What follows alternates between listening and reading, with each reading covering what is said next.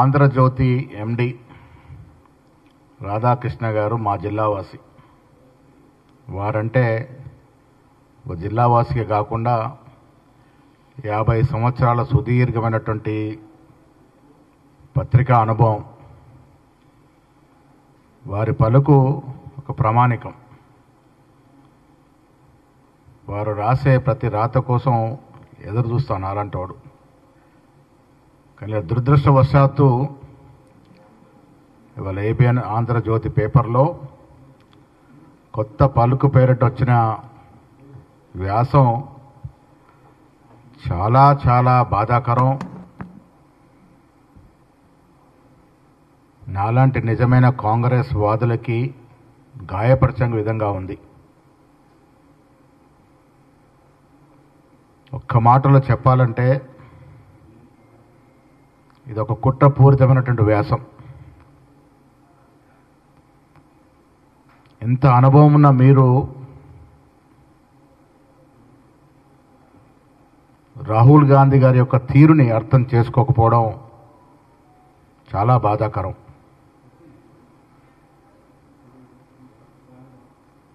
రాజకీయ పదవులు తీసుకుంటేనే రాజకీయ నాయకులు అవుతారని మీరు అనుకుంటున్నారేమో. అన్నీ త్యజించి 2004లో కానీ 2009లో కానీ ఆయన చేతిలో ఉండి కూడా అన్ని పదవుల్ని త్యజించిన మహానుభావుడు రాహుల్ గాంధీ గారు.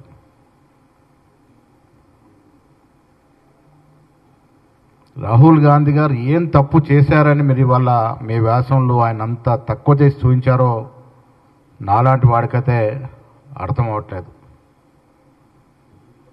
ఇది కొత్త పలుకులా లేదు, ఇది ఒక మోడీ పలుకులా కనబడతా ఉంది మాకు. ఎవరి కోసమో రాసినట్టుగా కనబడతా ఉంది. ఏ శక్తులు ఉండి మీ వెనక ఈ వ్యాసాన్ని రాయించాయో అనేటట్టు అనుమానం కలుగుతూ ఉంది. అందుకని మీలాంటి అనుభవజ్ఞుడు భారత్ జోడో యాత్రకు ముందు మీ సలహాలు సూచనలు మీరు రాహుల్ గాంధీకి ఇచ్చినప్పుడు ఈ సమాజం కోసం రాహుల్ గాంధీ చేస్తున్నటువంటి కృషి మీరు కొనియాడప్పుడు అవన్నీ కూడా గుర్తొస్తూ ఉన్నాయి. ఎవరిని ఉద్దేశించి ఈ వ్యాసం వచ్చిందో, ఎవరిని పెంచేందుకు ఈ వ్యాసం వచ్చిందో, ఎవరి లబ్ధి కోసం ఈ వ్యాసం వచ్చిందో ఒక్కసారి తెలంగాణ ప్రజలు ఈ వ్యాసాన్ని చదివి అర్థం చేసుకోవాల్సిందిగా మనవి చేస్తూ ఉన్నాను. ఈ దేశంలో నెహ్రూ అంటే ఇండిపెండెంట్ ఇండియన్ ఇంటిగ్రేషన్. ఆ దశగా వారు పనులు చేశారు. ఇందిరాగాంధీ గారు గరీబీ హటావో నినాదంతో పనులు చేశారు. ప్రజల మన్ననలు పొందారు. ప్రజల గుండెలు ఇప్పటికీ స్థిరంగా ఉన్నారు. Rajiv Gandhi technology and science ఈ దేశంలో రావటానికి దోహదపడినటువంటి మహనీయుడు. పివి నరసింహారావు గారు, మన్మోహన్ సింగ్ గారు ఎకనామిక్ లిబరలైజేషన్ కోసం తోడ్పడినటువంటి ప్రధానమంత్రులు. వీళ్ళ ఖర్గే గారు, సోనియా గాంధీ గారు, రాహుల్ గాంధీ అంటే సోషల్ జస్టిస్ గురించి మాట్లాడితే మీకు ఎక్కడ తప్పు అనిపిస్తుందో రాధాకృష్ణ గారు నాకు అర్థం అవ్వట్లేదు. స్వాతంత్రం వచ్చిన తర్వాత రాజ్యాంగంలో పొందుపరుచుకున్న అంశం ఇది. ఎన్నేళ్లు మరుగుపడిన అంశాన్ని ఇవాళ రాహుల్ గాంధీ భారత్ జోడో యాత్ర తర్వాత కన్యాకుమారి నుంచి కాశ్మీర్ వరకు పర్యటన చేసినటువంటి రాహుల్ గాంధీ ప్రజల సమస్యల్ని అవగతం చేసుకొని, ప్రజల బాధల్ని అర్థం చేసుకొని, ఈ దేశంలో సమానత్వం కావాలని అడగడం తప్ప, ఈ దేశంలోని సంపద 90% సంపద 10% మంది చేతుల్లో ఉంది. 10% సంపద 90% బీద చేతుల్లో ఉంది అని చెప్పడం తప్ప, ఈ రకంగా మీరు రాహుల్ గాంధీని తక్కువ చేసి ఉంచినారో మాకు అర్థం అవ్వట్లేదు. కమ్యూనిస్టు పంతా ఏర్పాటు చేసుకోవడం, కమ్యూనిస్టు పంతాలో మాట్లాడడం తప్పన్నారు.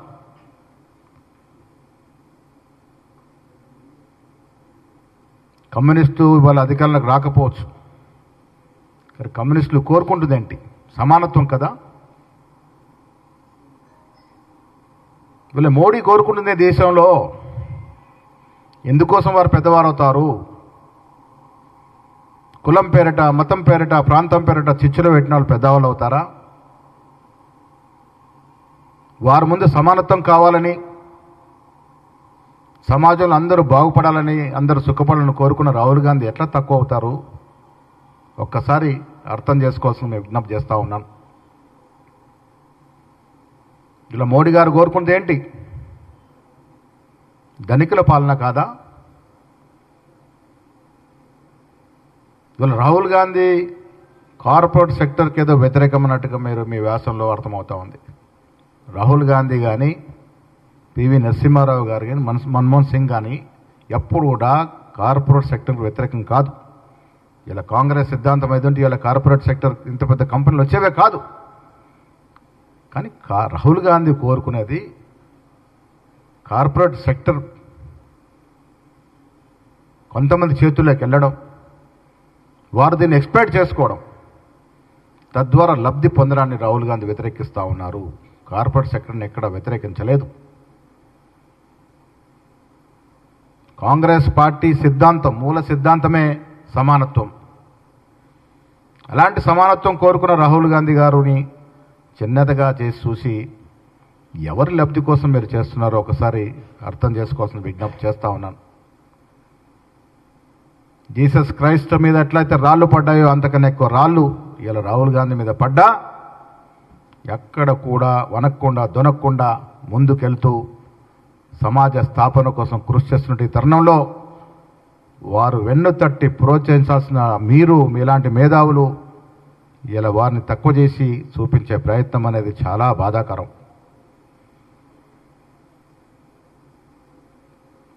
మనకు అదానీ అంబానీల పాలన కావాలా ఈ దేశంలో? ఆమ్ ఆద్మీ పాలన కావాలా? ఒక్కసారి తెలుగు ప్రజలు, ఈ దేశ ప్రజలు అర్థం చేసుకోవాల్సిన అవసరం ఉన్నది. ఇలా రాహుల్ గాంధీ ఆలోచన, వారు ఆచరిస్తున్న తీతంతా కూడా మరో మహాత్మా గాంధీలాగా ముందుకు పోతూ ఉంటే వారిని ప్రోత్సహించి ఒక పెద్దనలాగా మీరు వెన్ను తట్టాల్సింది పోయి వారిని తక్కువ చేసే చూసే ప్రయత్నం అవుతుందో ఇది మాకు చాలా బాధాకరం, ఆక్షేపణీయం. ఈ వ్యాసాన్ని మేము తీవ్రంగా ఖండిస్తూ ఉన్నాం. ఒక్కసారి మళ్ళీ దీన్ని మననం చేసుకోవాల్సిన విజ్ఞప్తి చేస్తూ ఉన్నాం. భారతదేశం ఇవాళ పరిస్థితి మీకు తెలియంది కాదు. కులం పేరిట, మతం పేరిట 2 సార్లు అధికారంలోకి వచ్చినట్టు మోడీ తీరు మీకు తెలియంది కాదు.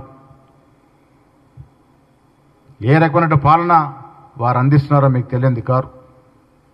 బీదవాడు మరీ బీదవాడైపోతూ ఉన్నాడు, ధనికుడు అవుతా ఉన్నాడు. అలాంటి పాలన కావాలా మనకి?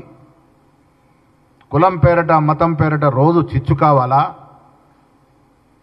అందరూ సమానంగా బతుకుండాలని కోరుకునే రాహుల్ గాంధీ కావాలా?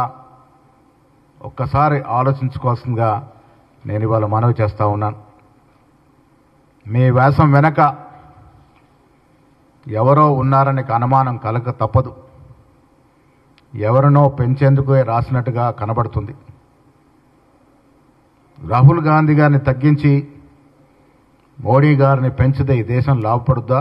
రాధాకృష్ణ గారు, నేను మళ్ళీ చెప్తా ఉన్నాను, మీరంటే మాకు బాగా గౌరవం. మీ కొత్త పలుకన్నా, మీరు రాసే వ్యాసాలన్నా చాలా గౌరవంగా చదువుతాను. కానీ ఇలా యావత్ దేశం ప్రేమించే నాయకుడు రాహుల్ గాంధీ గారు. పేద జనం గుండెల్లో ఉన్నటువంటి మహానాయకుడు రాహుల్ గాంధీ గారు. వారి గురించి మీరు ఇంత తక్కువ చేసే విధంగా రాయడం అనేది మేము విమర్శించుకోలేకపోతా ఉన్నాము. ప్రతి కాంగ్రెస్ కార్యకర్త వాళ్ళ బాధతో మరణం పడుతున్నటువంటి సందర్భం. ఈ దేశాన్ని విచ్ఛిన్నం చేయాలనేటువంటి మోడీ, ఆర్థికంగా దివాలా తీస్తున్నటువంటి మోడీ ఏ రకంగా పెద్దవాడవుతాడో ఒక్కసారి మీరు విజ్ఞతతో ఆలోచించాలి. ఇలా కుల సర్వే రాహుల్ గాంధీ చేపట్టడం తప్ప, ఈ దేశంలో ఏ కులం వారు ఎంత ఉంటే వారికి అన్ని ఫలాలు అందించడం అనేది తప్ప రాహుల్ గాంధీ కోరుకున్నది ఏంటి? అణగారిన వర్గాల వారికి సరైన న్యాయం జరగాలని, వారికి ప్రభుత్వ ఫలాలు అందాలని. అది చేయడం మీకు తప్పుగా కనిపిస్తూ ఉందా? ఇది ఇవాళటి కళ కాదు. రాజ్యాంగంలో అంబేద్కర్ గారు ఏనాడో రాసినటువంటి వాస్తవం అది.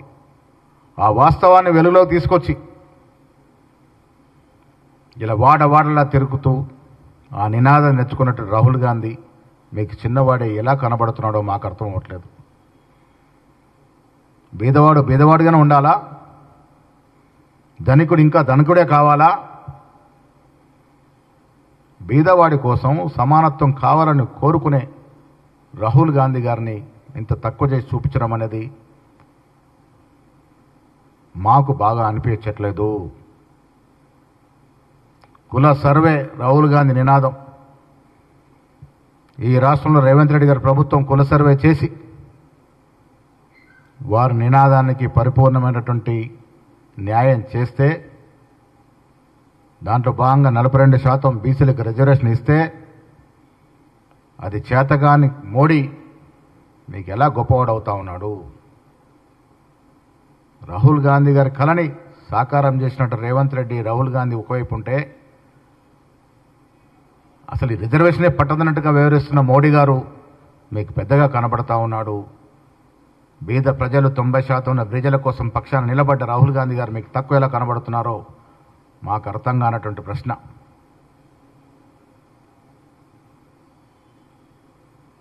ఇలా రాహుల్ గాంధీ గారు ప్రతి బీదవాడి గుండెల్లో ఒక హీరోగా ఉన్నాడు. ప్రధానమంత్రి పదవిని త్యాగం చేశాడు. 2004లో ప్రధానమంత్రి కావాలంటే ఎవరు ఆపేవారు? 2009లో కావాలంటే ఎవరు ఆపేవారు?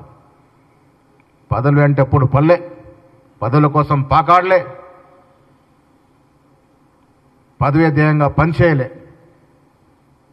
అంత మాత్రాన చిన్నవాడైపోతాడా?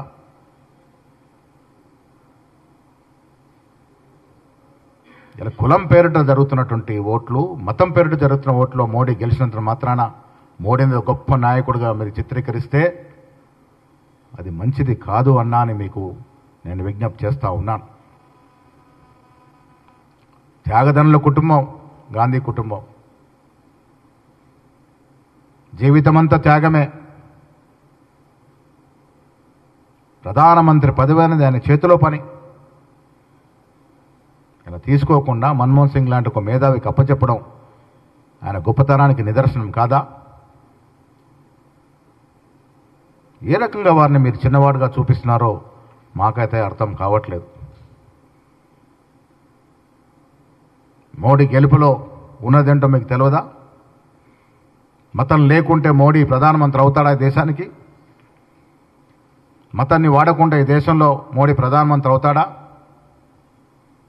కులం పేరిట, మతం పేరిట చిచ్చు పెట్టి ఈ దేశానికి ప్రధానమంత్రి అయితే వారు పెద్ద కనబడి అన్నీ త్యాగం చేసిన రాహుల్ గాంధీ గారు మీకు చిన్నవాడుగా కనపడడం అనేది చాలా శోచనీయ విషయం.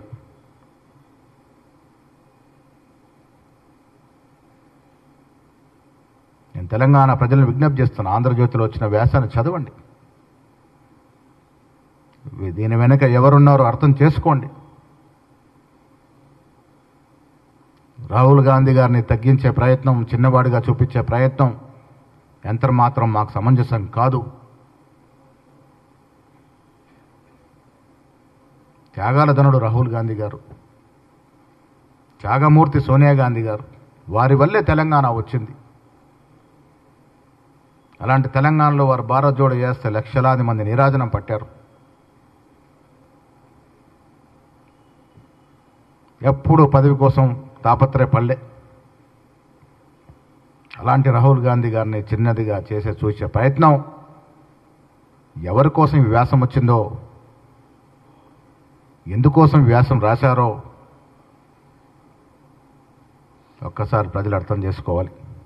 నేను మళ్ళీ చెప్తాను, రాధాకృష్ణ గారు అంటే నాకు చాలా గౌరవము. వారు రాసిన ఎన్నో వ్యాసాలు చదివాను. సమాజ స్పృహతో ఉండే వ్యాసాలు రాస్తారు మీరు. సమాజం బాగుపడే విధంగా వ్యాసాలు రాస్తారు మీరు. అలాంటి మీరు రాహుల్ గాంధీ ఇలా దేశం కోసం పాటుపడుతూ సమానత్వం కావాలని, బీద ప్రజలు బాగుపడాలని అహర్నిశలు తన జీవితాన్ని త్యాగం చేసి ముందుకు పోతా ఉంటే ప్రోత్సాహాన్ని ఇవ్వాల్సింది పోయి ఏ ఒత్తిళ్ల వల్ల ఈ వ్యాసం వచ్చిందో ఇది మాకు బాధాకరం అనే మాట కూడా మరొకసారి నేను మనవి చేస్తా ఉన్నాను.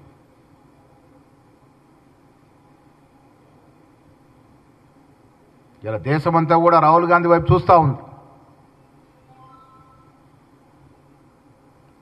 మోడీ చేస్తున్నటువంటి అరాచక పాలన, మత్తత్వ పాలన, ఇవన్నిటిని విసికి వేశారినటువంటి ప్రజలు రాహుల్ గాంధీ వైపే చూస్తూ ఉన్నటువంటి ఈ సందర్భంలో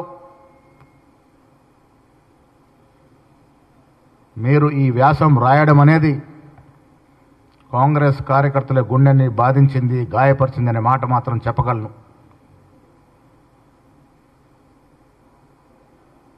మీలాంటి మేధావులు, సమాజ స్పృహ తెలిసిన వారు రాహుల్ గాంధీ లాంటి నాయకుల్ని వెన్నుదన్నుగా ఉండాల్సిన వారు మీరు.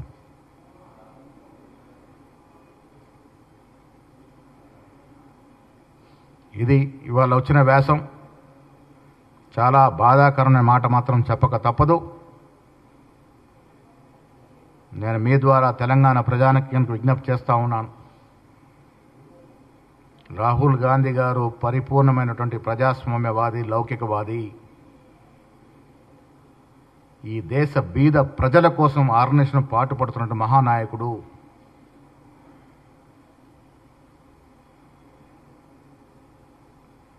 అధికారం కోసం కులాల్ని, మతాల్ని వాడుకునే అలవాటు లేని నాయకుడు. మనమందరం కూడా రాహుల్ గాంధీకి వెన్నుదండుగా ఉండాల్సిన అవసరం ఇది అనే మాట కూడా ఈ సందర్భంగా మనవి చేస్తా ఉన్నాను. ధన్యవాదములు.